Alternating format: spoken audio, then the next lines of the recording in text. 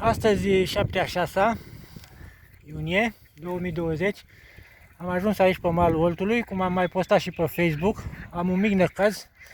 Mi-a intrat ceva la roata din spate, între roată și lanț.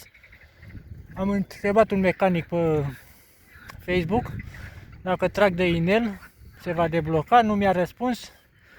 Mă duc să încerc să vedem ce se va întâmpla.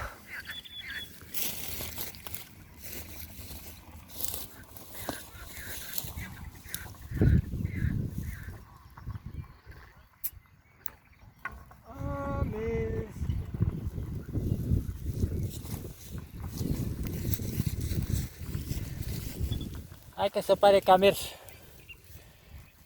Uite, așa încep să înveți să repar la bicicletă.